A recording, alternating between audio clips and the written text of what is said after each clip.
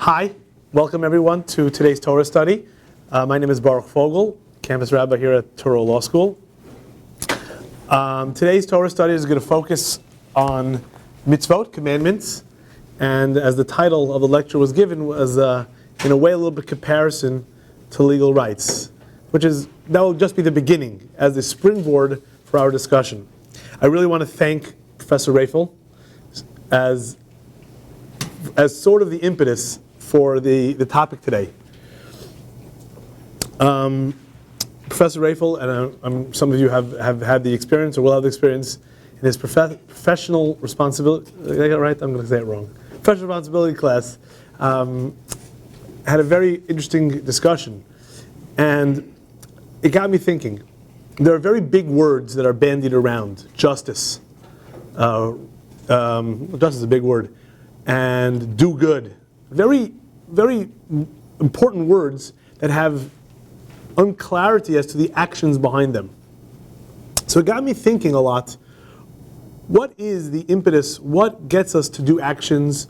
Is it big slogans or big words, big, overreaching statements, or something more than that? And then I thought about what are commandments? What are they? Where do they begin? Where do our relation to that start with? I want to start with somewhere that might not be the most obvious place to start with. In the Universal Declaration of Human Rights, Article 29, which you probably know better than me. It's not on the sheet. This I figured you all know better than me. You don't need me to, have the Universal Declaration of Human Rights. Everyone has duties to the community, in which alone the free and full development of his personality is possible. That's from the United Nations Universal Declaration of Human Rights, Article 29. In the exercise of his rights and freedoms, everyone shall be subject only to such limitations as are determined by law, solely for the purpose of securing due recognition and respect for the rights and freedoms of others, and in meeting the just requirements of morality, public order, and the general welfare in a democratic society. And I thought to myself, that is a very interesting formulation. Everyone has duties to the community, in which alone the free and full development of his personality is possible. Which, we today, in this wonderful country, do not have to vote. It's not obligatory to vote. The only obligatory thing we have, at some point, is jury duty. That's right? And taxes. Yeah. But other than that, we really don't have obligations. If you go to Australia, you are obligated to vote. If you do not vote, you can be fined, and I think at some points even imprisoned. And the question, therefore, is what is the nature of a duty to the community? And the formulation here is, you have a duty to the community because that is the full and free development of your personality. So at the end of the day, your duty to the community are really self-centered, if I may nitpick on the Universal Declaration of Human Rights. So, on the other hand, we know, or you might be aware, that in Judaism there are a lot of obligations. And the question is, what are the goals? What is the purpose of those obligations? So I'd like to read some of the selections and some of the sources together with you to maybe get a general understanding of what these commandments and obligations are. So the first is a little bit of introduction. The first is from the Babylonian Talmud. So you should have page 1, a top source, Makot 23b 24a. Rabbi Simlai expounded 613 mitzvos were told to Moses, 365 prohibitions like the days of the year, and 248 prescriptions like the limbs of a person. Nowhere in the actual text of the Bible does it list how many obligations there are. It doesn't say that anywhere. The only source is this Talmudic source to give us the number 613. This is where it started? That's where it started. Really? Yes. Without a listing? Without any listing. Really? Yes. And so was it, of course, it was more than one Jew, so there was a... We'll get there in a second. We'll get to that. So the Talmud continues. What verse supports this? How do you know 613? Where do you get that magic number, if I may say so? So the verse in Deuteronomy 33 says, I'll say it in Hebrew, Torah tziva lanu Moshe. So, but the word is Torah. In Gematria, which is numeric value of the letters, gets you to 611. The letter Tuf is 400, Vav is 6, Resh is 200, Hey is 5, that gets you 611. Still not 613. 2 off. And the first 2 of the 10 commandments, I am your God, you shall have no other gods, are separate, which can be a source of lecture all on themselves, because they were separate because those were heard from God's mouth itself. Jewish tradition is that at Sinai, God said the first 2 commandments, and then the Jewish people were so frightened that they asked Moses to please be the intermediary. So that's why there's a breakdown between 611 and the 2. Either way, it gets to our magic number 613. And as Professor Raphael pointed out, because this is not biblical, it's rabbinic in nature, there are those who might argue. Rabbi Avram ibn Ezra, a Spanish scholar, medieval scholar, by way of investigation, the truth of the matter is there is no end to the number of mitzvot. 613 is a general number, but of course there's no end. As the verse states, in Psalms 119, for every goal I have seen an end, but your commandment is exceedingly broad. In other words, everything in this world is finite, but your commandments go on forever. Some people actually feel that way. So, as you see here, but that's one opinion of one medieval scholar. Maimonides and anyone who wrote a book from the year 1100, 1200, 1300 were busy figuring out which are the 613. And they spent a lot of paper and a lot of ink were written on this topic. A very esoteric topic, because either way you're obligated, so who cares what's included? But hundreds of years was written about this topic. Now I'd like to point out a little bit off topic, but very important nonetheless. The first verse of the Bible, Genesis 1:1. In the beginning of God's creation of the heaven and earth. Okay. In the beginning. Now Rashi again, the Franco-German scholar born in the year 1040, died in the year 1105, made a comment. And the comment is based on an ancient midrash, but he asked the question, why start here? In other words, why does the Bible start with stories? If the Bible's about commandments, 613 of them, the Bible should just go right into it. Jump into the, yes sir? It makes it more interesting? It makes it more interesting, that's true. It makes it more human, definitely true. But what the question is itself instructional. Is the Bible interesting, or does the Bible just tell you what the laws are, commandments are? Both. That's seemingly the answer, right? It's here. So the question in and of itself is, and this is what led, I believe, Rabbi Avram ibn Ezra and others, is that the stories don't, right? You can learn all the stories about Adam and Eve and Abraham and Isaac and Jacob, and you don't see any commandments there, but you learn from their actions what proper actions are. So when Rabbi Avram ibn Ezra said there are many, many commandments, he didn't literally mean that there are commandments. What he meant is that we see people who lived what we call the proper way of living, lived with God, they interacted, and we learn from their actions not because they're commanded, because those are the proper actions. Role models. Excellent. Stories are the best role models, usually. Okay. Even if they don't always do the right thing, it's a role model. That's correct. You can learn from people's mistakes. That is one of the most important ways to learn from people.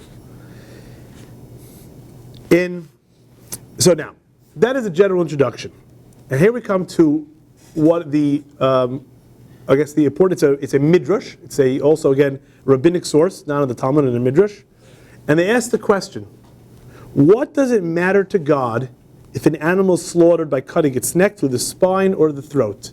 So one of the commandments, one of the 613 according to all sources, is that for even a kosher animal, like a cow, goat, any kosher animal, chicken, has to be slaughtered in the proper way. Even if it's a cow, if it's killed in the wrong manner, it's not kosher. So there are two necessary prerequisites for kosher food. One is it has to be the right type of animal, and two, it has to be slaughtered properly. So the Medrash says, but why does God care? In other words, asking the question is, what is the reason behind it? And the answer given in the Medrash is, the commandments were given only in order to refine humanity. So what does that mean? What does that mean? So the Medrash makes a statement that God doesn't care in a way. You could look at it that way. But it's for your benefit. It's to teach you something. So both Nachmanides and Maimonides commented on this Medrash. And we'll read both together. One is Nachmanides and Maimonides. These Midrashim mean that God has no personal benefit from the mitzvot. one of the lessons that is meant that the Rahmanides wants to drive home and in a way separate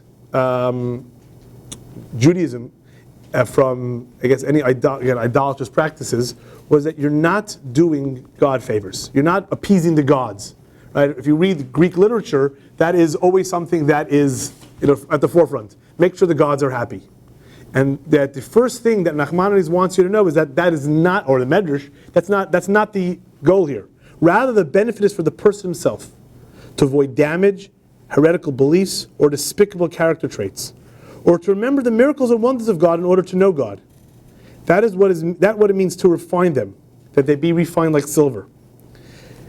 So you all know that you take silver from the ground, right? For one who refines silver does not do so for naught, but rather to remove from it any dross. Like you take shale oil, right? Which was great for North Dakota at one point, not good for everyone else. But shale oil, when oil was expensive, was worth to take it out of the ground. Even though it had a lot of impurities to it, it cost more to refine it. When oil was expensive, then you still made money. So too, silver and anything else you take from the ground has impurities in it. So too humans. We have impurities. We have selfish traits. We have maybe bad character traits. Who knows? Heretical beliefs. So the actions are there to refine us from those things. Maimonides echoes this. All these matters, the mitzvot, are to help us overcome our negative inclinations and to correct our traits. And most laws of the Torah are instruction from afar, from the great advisor, to help us to correct our character traits and straighten our ways. Okay. So here you have the beginning of the discussion that what we're supposed to, when we have, and this is what I want to contrast into the Universal Declaration of Human Rights, is that the obligations a person has, in one way, is self-centered. It's to make a person great, remove the dross, remove all the problems. But on the other hand, it's not for your own good. It's because that there's an idea that a person can be better. Not because I want, in other words, if I want everyone to vote. Because I realize if most of the people in the world voted, they would actually pay attention. If they'd pay attention, they'd realize some of the candidates really shouldn't be candidates. That would be a lovely thing if everyone realized that. But wishful thinking. But we'll leave that aside. But the point of perfecting oneself and obligations are to get to the point that we realize that the goal is that I become better. That I can become better. So now let's look at further sources. And this is an obvious question. And well, it's not an obvious question, but can a person be better, a good person, from their own thinking? Someone says, I will investigate what's right, I will think about it, I will follow my thoughts, my heart, and I'll become a better person. I agree with you, a better person is really the goal, but I will recognize that all by myself. I will do investigation, I'll be Socrates, I'll question everything, question everybody, and I will reach that goal just by thinking. That is a very important question, I think. So I don't have the answer, but I'll look at some sources together, possibly with you. From Deuteronomy 13, follow God your Lord, remain in awe of Him, keep His commandments, obey Him, serve Him, and you will then be able to serve Him and cleave to Him. Cleave means connect to Him, or be joined to Him. The Babylonian Talmud in Sota 14a makes a point. Rabbi Chana, son of Rabbi Chanina, said, what is meant by the verse, after the Lord your God shall you follow, like we just read? Can a person really follow behind the divine presence? For the verse says that the Lord your God is a consuming fire. So it is, how do you cleave? How do you connect to a God where another verse in Deuteronomy 4 says is a fire? You can't. If you get too close to a fire, you get burnt. Rather, what it means is to follow in the attributes of God. So here you have this passage in the Babylonian Talmud in Sota makes I think astounding statement, and that is the way we cleave to God, the way that we connect, is by following in His attributes. So it is no longer that I perfect myself for a selfish reason, and not even perfect myself because I think it's the right thing, Because if I have his attributes, I become godly. Godly in the sense that I cleave to God. If I acquire for myself his attributes, if I acquire for myself his, in a way, manner of thinking and acting, then I become godly. If you skip down one, well, let's not skip down one. Right, Moshe Chaim Luzzatto. Moshe Chaim Luzzatto lived in the 1600s in eventually Amsterdam. As a lead-in to next lecture, Torah study, sometime in November, we were talking about Kabbalah. He was one of the greatest Kabbalists of his generation, who was persecuted for his persecuted by other Jews, as Professor Reifel pointed out, were our own worst enemy. He had the unfortunate, timing is everything. We had a false Messiah. In just a little quick history, in 1648, 1649, there was terrible pogroms against the Jews in Eastern Europe. Khmelnytsky, the Cossacks, basically went through town after town, and again, unfortunately eclipsed by the Holocaust. But before that, that was considered one of the greatest tragedies. Whole communities were wiped out in a day or two. The Khmelnytsky in 1648, 1649. And right after the Jewish people were very depressed, about 20, 30 years later, a man came from Turkey, Ottoman Empire, with a prophet from Gaza. So one is called Shabtai Tzvi. He was the false Messiah. He had a prophet, Nathan of Gaza, who was from, just to point out to you, everyone agrees that's Nathan of Gaza. So you see that the Jewish people were living in Gaza in the mid-1600s, just so that anyone shouldn't have any misconceptions. And he swept the Jewish world. Historians estimate half to 2/3 to 3/4 of the Jewish people believed he was the Messiah and followed him. And the Turkish emperor, the Sultan, somehow let it happen until he felt threatened. He imprisoned Shabtai Tzvi thinking he'd go away. He didn't go away. He lived a lavish lifestyle in prison until the Sultan called him in and said, you have a choice, the turban or the sword. Meaning either convert to Islam or I will kill you. Shabtai Tzvi converted. He became a Muslim. He became a keeper of the gates. He got accepted in a name. And most of the Jewish people were absolutely rejected. That's many people had sold everything they had to move to Palestine, to Israel, whatever word you want to call it then. It was a devastating blow. So then they were on the lookout for any new false Messiah. Once you get, you fool me once, fine. Don't fool me twice. So Rabbi Moshe Chaim Luzzatto came around. He also was a Kabbalist. And he also was mystical. And unfortunately, people assumed he's the next false Messiah. They assumed that was going to happen to him. So they harassed him and hounded him wherever he went. And he had to go and he literally, someone who could have been the greatest Kabbalist and teacher of his generation, and of all generations almost, was persecuted by his fellow Jews to no end. And even so, the reason I say this nice history lesson is even so, his works that he wrote are classics. And they really are, they describe every question that one might have on this topic perfectly. So one of his books was called Derech Hashem, which is the way of God, meaning knowing God. He writes a beautiful thing. By means of acquiring perfection, this unique creature, man, becomes fit to cleave to its creator. Simply because, through acquiring perfection, it has, in a certain respect, begun to resemble its creator.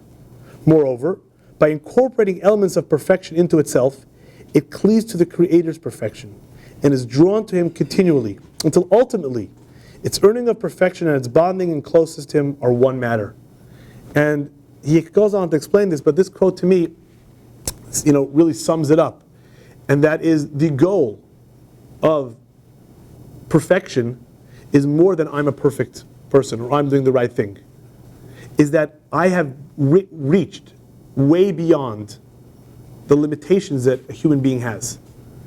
And part of what mitzvot aim to give is that hope that we all have, is that we have a legacy greater than we are. And every person, the Judaism posits, according to this Deuteronomy and Babylonian Talmud, is that your actions lift you above the limitations of ourselves.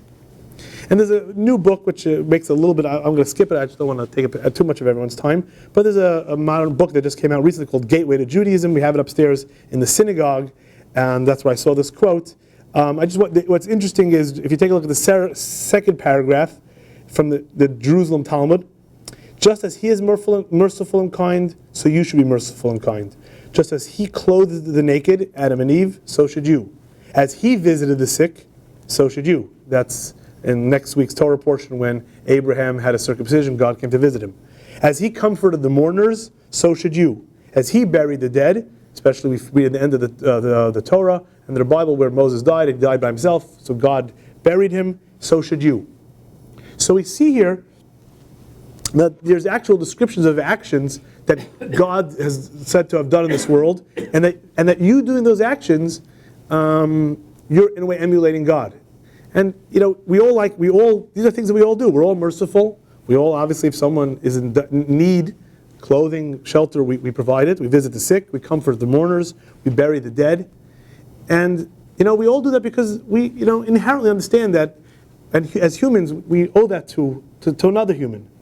But here, what the Torah and the Talmud is trying to elevate our actions to way beyond being a good person, and way beyond not being selfish.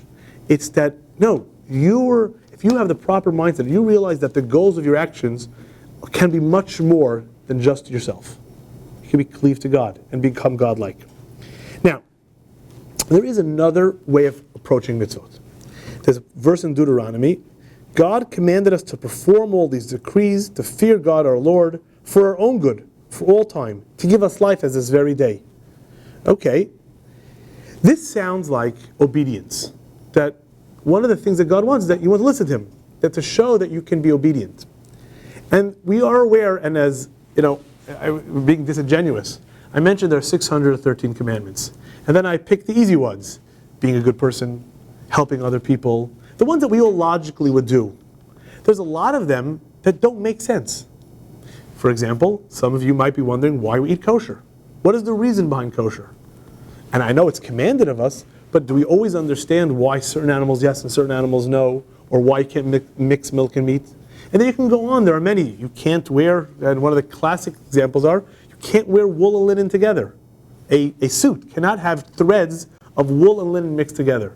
So every time I buy a suit, and hopefully they're wool suits and not polyester suits, you go buy a wool suit, you send it to some rabbi, and he checks in the normal hiding places if there's any wool and linen mixed together. And then I don't have it on in this suit, but you get a little sticker in your suit that says this suit is free of shot. This suit has no mixture of wool and linen.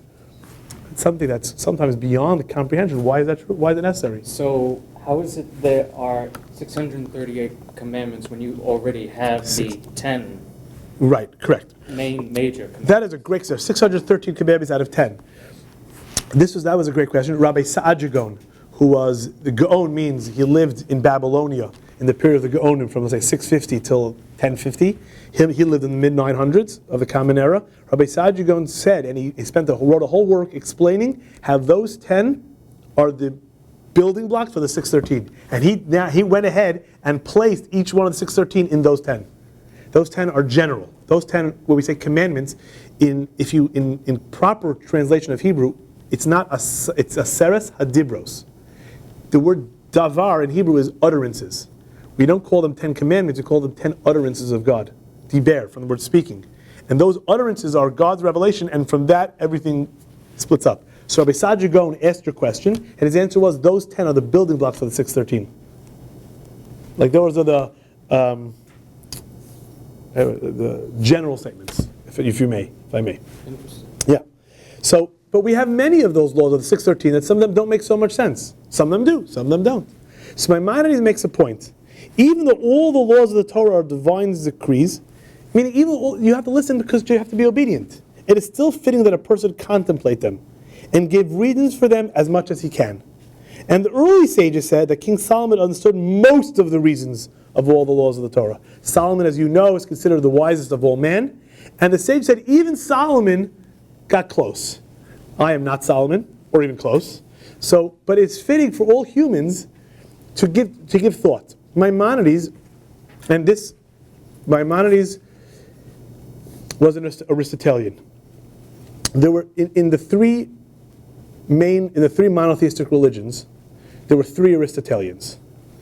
I always get the one. The first one, to be honest, was what brought Aristotle and the Greeks back to the world was the Arab culture. The European culture did not have any Arabic teaching or Greek teaching. When the Arabic culture had a flowering, and especially in Spain, in early, let's say the year 1000, just to give a rough number, 900s, they rediscovered the workings, the writings of Aristotle, etc. So the first one, and I always get his name wrong. Averroes, I think you'll correct. No, I always forget his name. He'll permit me. Excuse me. The scholar, the Islamic scholar who first tried to explain how Aristotle fits with a monotheistic faith. Then came in the Jewish faith Maimonides, and in Christian faith was St. Thomas Aquinas. All three of them tried to explain faith, monotheism, and how it fits with Aristotle. To them, Aristotle was the man. He was it. He knew everything, and he explained everything. And his rational thinking, how that fit together. Maimonides wrote a book called The Guide to the Perplexed, which today we cannot read. I mean, we can read, because you have to first understand Aristotelian philosophy and logic before you read the book, because it's all based on that. But that's why I almost never quote it, because I don't understand it myself. But what he does in the book, in the Guide to Perplexed, is deal with his student who was perplexed, how to make sense of the rational thinking of Aristotle and the traditions and teachings of Judaism, again, which was also St. Thomas Aquinas did, and the Muslim scholar who unfortunately, Islamic scholar, I don't remember his name. And he tried to give explanations. Maimonides tried to give as many explanations as he can. But then he said, I know I'm limited, and I know it's not going to fit everything. But there is a point of understanding, and there is a point of obedience, of listening, of paying attention. And just being, because God said it, therefore it's right. In the Islamic world, it was the Ashira'ites and versus the Mu'tazilites. Those were the two schools of thought in the Islamic world, whether or not you're allowed to give reason for God's commandments. In the Jewish world, it mirrored that in Spain, the same question.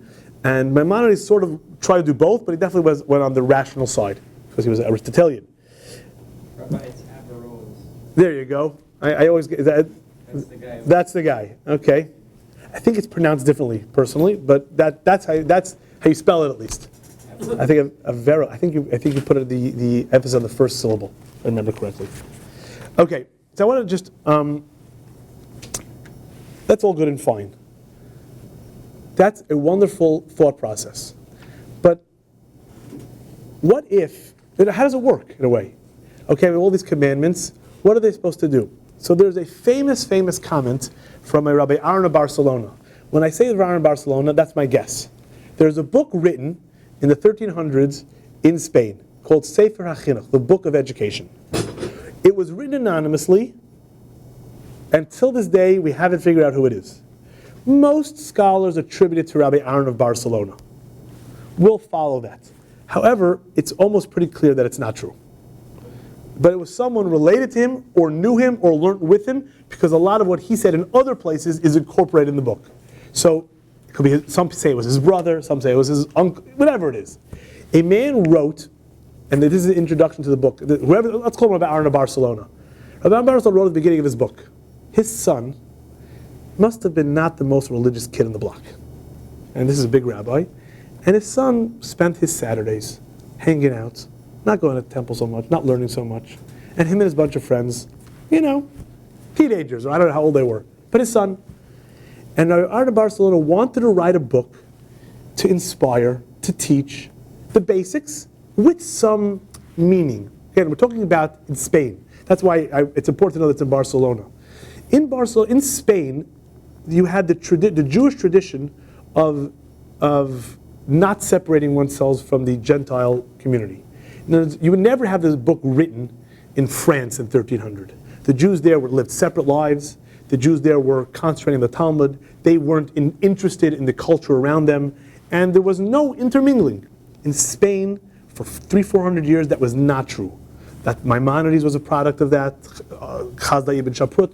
All of the scholars of the Spanish tradition were absolutely integrated into the culture, most of it was Islamic culture of the time. And it was a beautiful flowering and coming together of the cultures. Unfortunately, that had some of the negative results, that some of the kids liked the Islamic culture better, or regular culture better. They like going to the Mets game of the 1300s, whatever that may be. I don't know. So Rabbi Aaron of Barcelona tried to get his kid and his son's friends interested. So that's what the book is. The book is, again, lists all 630 commandments, following Maimonides' count, because he was a Maimonidean in that respect, with an explanation of all. And not only an explanation, why we do it. And not only why we do it, some once in a while he sticks in some great insights. And one of these great insights is here. A person is influenced by his actions. So this is on Mitzvah 16. In Mitzvah 16, it talks about the commandment that on Passover, when we had a temple, and everyone ate the Paschal lamb, no breaking bones. You were allowed to eat, you're commanded to eat this lamb, no breaking bones while you're eating. Who cares? Why does I'm having a steak, so I can't break the bone? Again, having ribs. You're going to break a bone. It's inevitable. I don't know, not ribs or what? It's not how a king eats it, right? Well, it's not how someone who's free and is right. So he says a person is influenced by his actions, and his heart and thoughts follow the act he does, whether they're good or bad. And here you have, right, even if one was a completely wicked person who constantly thinks of doing bad deeds, if he is inspired for the better and puts time in fulfilling Torah mitzvot, even is not for the sake of heaven, will turn to the good and overcome his evil inclinations through the power of actions, since a person's heart follows his actions. Similarly, he has the opposite. If a completely righteous person does bad deeds, after a certain amount of time he will become a wicked person. For we know, and it is true, that every man is affected by his actions. And here you have a wonderful, I would like to end with this, I don't want to keep everyone too long, a wonderful concept that many people think that because you think, you do.